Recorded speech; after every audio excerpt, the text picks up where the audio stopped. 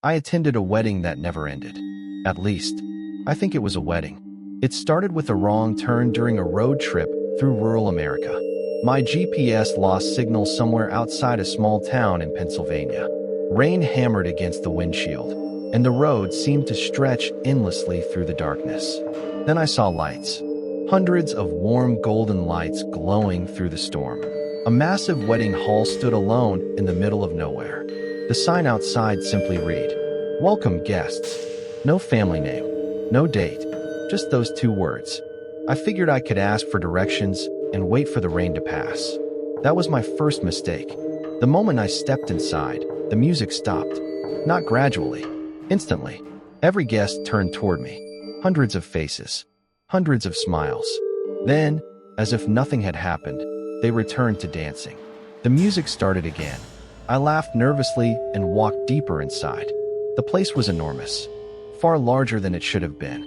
Rows of banquet tables stretched into the distance.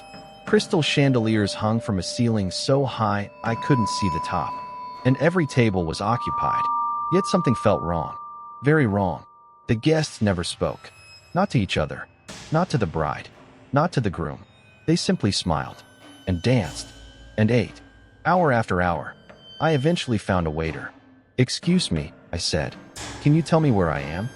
He stared at me for a moment, then pointed toward the dance floor. "Enjoy the celebration." That was all he said. I checked my phone. No signal. 11:42 p.m. I decided to wait until the storm passed. A few minutes later, I checked again. 11:42 p.m. The time hadn't changed. My battery hadn't moved either. Neither had anyone else's.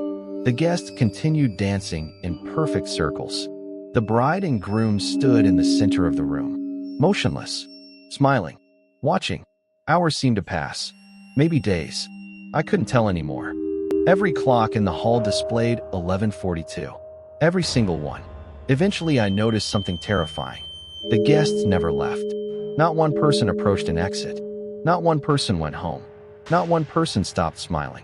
I began searching for a way out. That's when I found the hallway, a narrow corridor hidden behind a velvet curtain.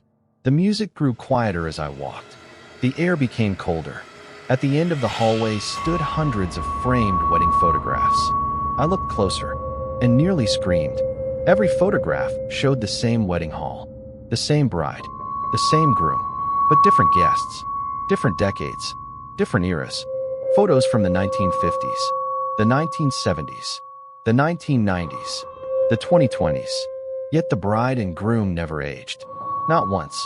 Then I saw something else. A photograph hanging at the very end. A photo taken only moments earlier. It showed tonight's wedding. The crowd, the dance floor, the chandeliers, and standing near the entrance was me, smiling, just like everyone else. Footsteps echoed behind me. Slow, deliberate. I turned around. The bride stood at the end of the hallway, still smiling. Her eyes never blinked. Neither did the groom's. "We're so glad you could stay," she whispered. The lights went out. When they returned, I was back inside the ballroom. The guests continued dancing. The music continued playing. And now there was an empty seat waiting for me. My name was engraved on a silver place card. I ran, past the tables, past the dance floor, past the smiling faces, toward the front doors. I pushed them open and stumbled into the rain. For a moment, I thought I had escaped. Then my phone vibrated. The signal had returned. The time finally changed. 11:43 p.m. Only 1 minute had passed. Relieved, I drove away.